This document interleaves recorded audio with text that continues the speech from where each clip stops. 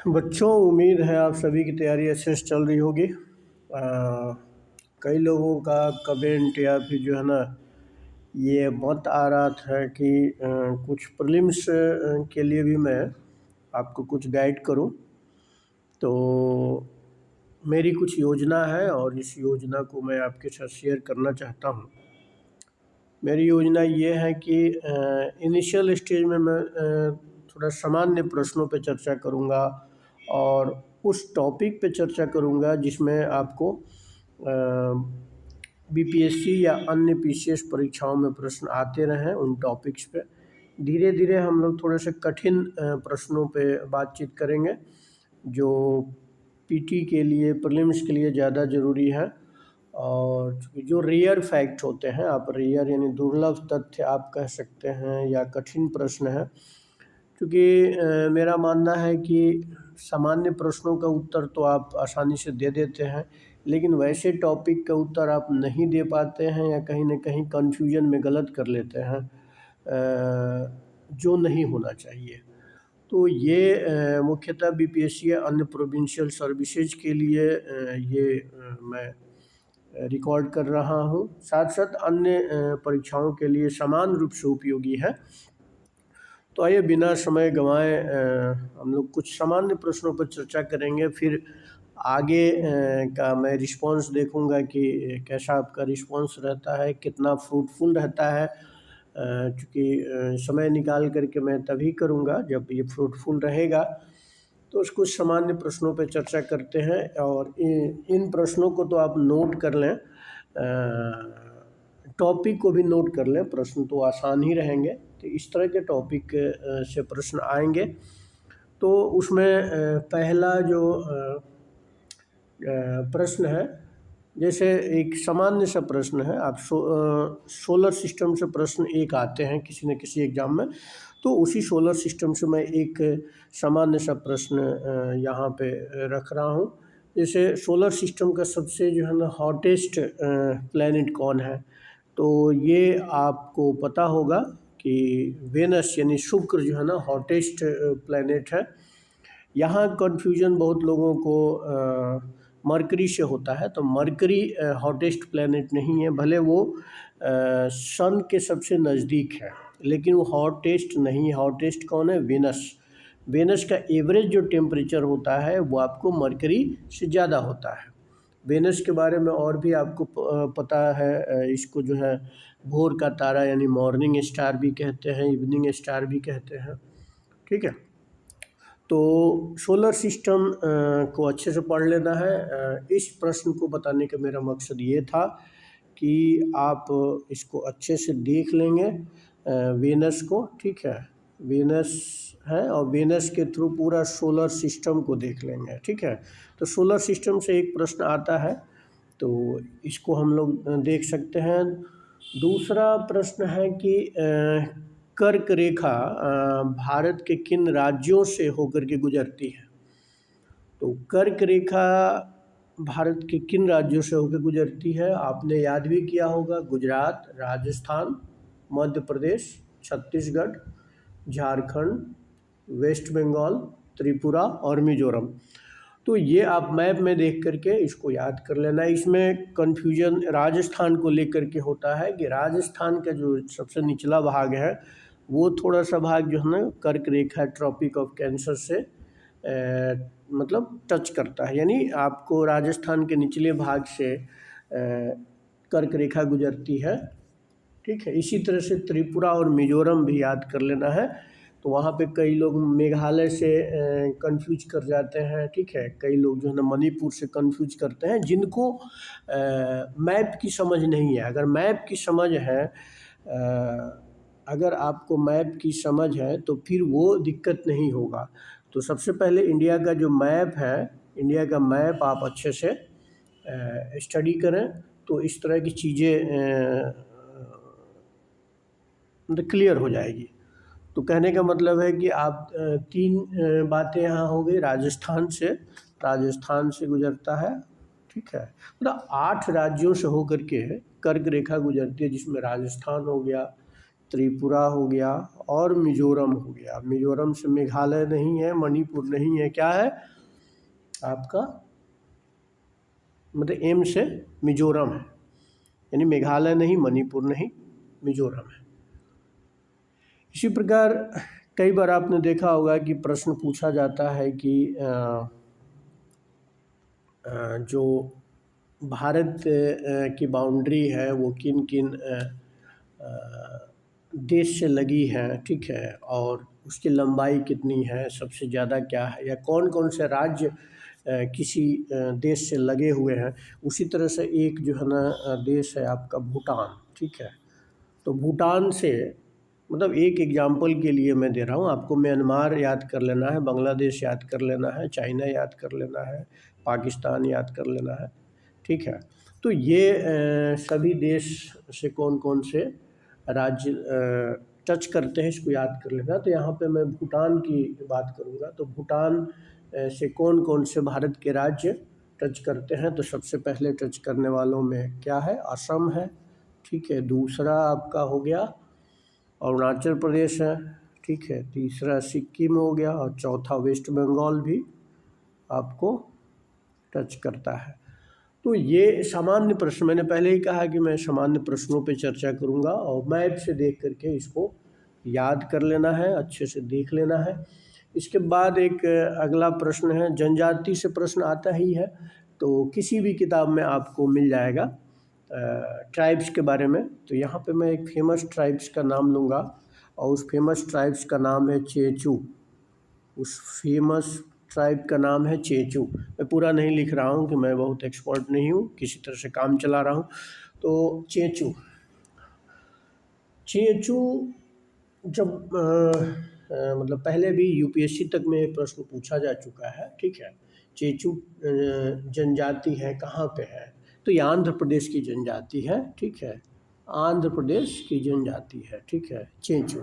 इसी तरह से टोडा, बाकी और साउथ की जो जनजातियां हैं, कुमारी हैं, इस तरह आपको लिस्ट देख करके याद कर लेना है, ठीक है। तो ये श्रीशैलम जो जगह है, नागार्जुन श्रीशैलम, उसके आसपास क्षेत्र में रहती है, ठीक है। और वहाँ पे वन्य जीव सुरक्षा से भी संबंधित है। तो इसी तरह से नॉर्थ ईस्ट के जनजातियों को याद कर लेना है, साउथ की जनजातियों को याद कर लेना है, साथ साथ आप अंडमान निकोबार में बहुत सारी जनजातियां हैं, ठीक है, सेंटेली, जारवा, ओंगे, उन सबको भी याद कर लेना है। तो यहाँ चेचू है, चेचू आंध्र प्रदेश की जनजाति है। इसके अलावा एक प्रश्न पूछा जाता है नेशनल पार्क वगैरह, तो आप लोग पढ़ते ही हैं। नेशनल पार्क में जो है ना, Keibul Lamjao national park, Keibul Lamjao national park कहाँ पर है, तो केबुल लामजाओ नेशनल पार्क जो है आपका मणिपुर में है। मणिपुर का बहुत ही फेमस ये नेशनल पार्क है, मणिपुर का केबुल लामजाओ नेशनल पार्क। यहाँ पे इस नेशनल पार्क में पानी में तैरती हुई वनस्पति मिलती है, ठीक है, और जिसको फुमडी कहा जाता है, ठीक है। और यहाँ ये दलदली स्थल भी है, केबुल लामजाओ पार्क में दलदल के लिए भी प्रसिद्ध है और बायोडाइवर्सिटी के लिए प्रसिद्ध है। तो इसी तरह से अन्य जो फेमस नेशनल पार्क है, दो चीज़ें आप देखो, एक तो फेमस को याद कर लेना है, दूसरा हाल में कोई चर्चा में रहा है उसके बारे में ज़रूर देख लेना है। ऐसे प्रश्न जो है ना आपके बीपीएससी या यूपी पीसीएस में या आईएएस में प्रश्न पूछा जाता है। तो एक आपको मैं ओवरव्यू दे रहा हूँ कि इस तरह के प्रश्न आप जो है ना, इसी तरह से इसी जो है ना केबुल लामजाओ जो पार्क है, ठीक है, इसी के आसपास एक जो है डांसिंग डियर भी मिलता है, यानी नाचने वाला हिरण भी मिलता है, ठीक है, मणिपुर में ही। और उसका एक्चुअल में नाम देखा जाए सानगाई हिरण है, सानगाई डियर इसको कहते हैं, सानगाई डियर यानी डांसिंग डियर, डांसिंग डियर भी है, ठीक है, डी डांसिंग डियर, क्लियर। तो इस तरह के जो है ना कई बार इंटरेस्टिंग फैक्ट भी पूछे जाते हैं जिसको आपको याद करना चाहिए। इकोनॉमिक्स में आप बहुत सारे प्रश्न, अभी मुझे एक कथन याद आ रहा है कि बुरी मुद्रा सदैव जो अच्छी मुद्रा है उसको प्रचलन से बाहर कर देती है। तो देखिए बहुत सारी चीज़ें तो आप पढ़ते हैं जो कोर इकोनॉमिक्स है, तो स्टेटमेंट भी जो है आपका, ये स्टेटमेंट ग्रेशम का है, तो ग्रेशम का स्टेटमेंट इसी तरह से अन्य का भी जो है ना स्टेटमेंट, आप ग्रेशम का स्टेटमेंट क्या है, ग्रेशम का स्टेटमेंट है कि बुरी मुद्रा अच्छी मुद्रा को चलन से बाहर कर देती है, ठीक है। तो बैड जो करेंसी है वो आपको गुड करेंसी को बाहर कर देती है। तो ये ग्रेशम का नियम मुझे याद आया कि पहले अक्सर पूछा जाता है और अभी भी छोटे छोटे एग्जाम में जो है ना पूछा जाता है। तो इस तरह के जो कोर इकोनॉमिक्स हैं, जैसे repo rate, bank repo rate, reverse repo rate, तो उससे प्रश्न SLR वगैरह हो गया, तो CRR वगैरह, इस तरह के प्रश्न जो है ना आज भी पूछे जाते हैं और उसको याद कर लेना है। आपने सुना होगा आर्टिफिशियल रेन, ठीक है, कृत्रिम वर्षा या क्लाउड सीडिंग। तो आर्टिफिशियल रेन जो है, आर्टिफिशियल रेन के लिए किसका यूज होता है? आर्टिफिशियल रेन के लिए तो सिल्वर आयोडाइड का यूज करते हैं, आपको पता भी होगा, और पोटेशियम आयोडाइड का भी यूज करते हैं। सिल्वर आयोडाइड और पोटेशियम आयोडाइड का यूज करते हैं, ठीक है। तो इस तरह से इसके अलावा जो है ना सूखा बर्फ़, सूखी बर्फ़ कहा जाता है, ठीक है, ड्राई आइस, उसका यूज करते हैं। तो ये सामान्य प्रश्न है, लेकिन प्रश्न की प्रवृत्ति कहाँ से हमने पकड़ी? यहाँ से पकड़ी कि अप्लाइड क्वेश्चन साइंस से पूछे जाते हैं। इसी तरह से मान लीजिए कि अगर व्हीकल है, तो व्हीकल में जो साइड मिरर होता है, साइड मिरर के रूप में कौन से जो है ना मिरर का यूज किया जाता है? तो कन्वेक्स मिरर का यूज किया जाता है, ठीक है। कन्वेक्स मिरर यानी उत्तल दर्पण का यूज किया जाता है, क्योंकि पीछे जो गाड़ियाँ होती है जो देखने के काम में आती है तो वो छोटी दिखती है, इसलिए। उसी तरह से जो आप दांत के डॉक्टर के पास जाते हैं मेडिकल चेकअप के लिए, तो वहाँ पे वो जो आपके दांतों का निरीक्षण करता है, देखता है, तो वो अवतल दर्पण होता है। तो अवतल दर्पण का वहाँ पे यूज किया जाता है, ठीक है। वो बड़ा दिखने के लिए, दांत आपके बड़े बड़े दिखते हैं। इसी तरह से जो है ना पीछे के ट्रैफिक को देखने के लिए, पीछे की गाड़ियों को देखने के लिए साइड मिरर के रूप में आपको उत्तल दर्पण का यूज होता है। तो सामान्य से प्रश्न की हम लोग चर्चा कर रहे हैं, इसमें कोई ऐसा विशेष बात नहीं है, ठीक है। इसी तरह से कुछ खेल कूद के प्रश्न तो आप लोग याद करते ही रहते हैं, जैसे टू कलर्स किसकी ऑटोबायोग्राफी है? तो टू कलर्स जो है आपको याद भी होगा, टू कलर्स। तो टू कलर्स जो है ना ऑटोबायोग्राफी किसकी है? एडम गिलक्रिस्ट की। इसी तरह से खेल से संबंधित कोई किताब आती है या अन्य जो कोई किताब आती है जो चर्चा में है, तो उसको याद कर लेना है। कप वगैरह या ट्रॉफी वगैरह के नाम भी याद कर लेना है, जैसे थॉमस कप हो गया, उबेर कप हो गया, ये सब है ना, ये थॉमस कप, उबेर कप, ये बैडमिंटन से संबंधित है। तो इस तरह की चीज़ें याद कर लेनी है। कई बार जो है ना ये प्रश्न पूछे जाते हैं PCS की परीक्षाओं में, अन्य परीक्षाओं में। इसी तरह से रंगास्वामी कप है, बहुत सारे कप है, लेकिन फेमस याद करना है, बहुत लिस्ट लंबा हो जाएगा। तो रंगास्वामी कप हॉकी से संबंधित है। तो एक तो क्वेश्चन यहाँ से हो गया कि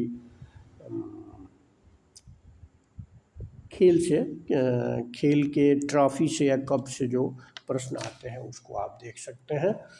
और श्रीशैलम कुछ जो है ना ऐसे जगह का नाम दे देगा और कहाँ पे है, जैसे आप श्रीशैलम जो है जो भारत के 12 ज्योतिर्लिंग है उसमें से एक है श्रीशैलम।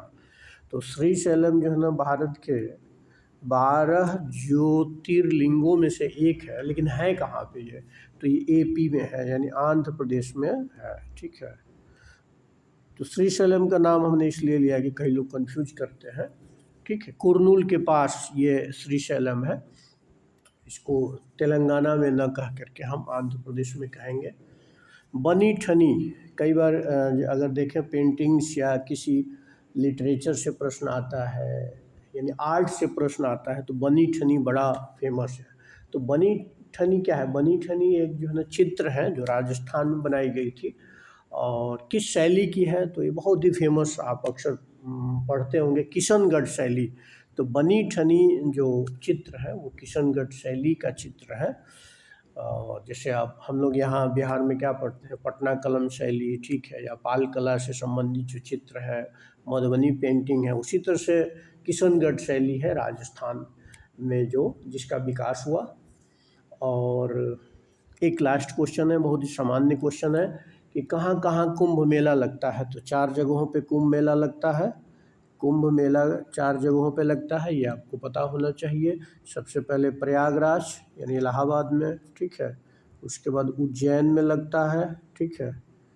इसके बाद आपको जो है ना नासिक में लगता है और हरिद्वार में लगता है। यही 4 जगह जो है कुंभ लगता है, ठीक है।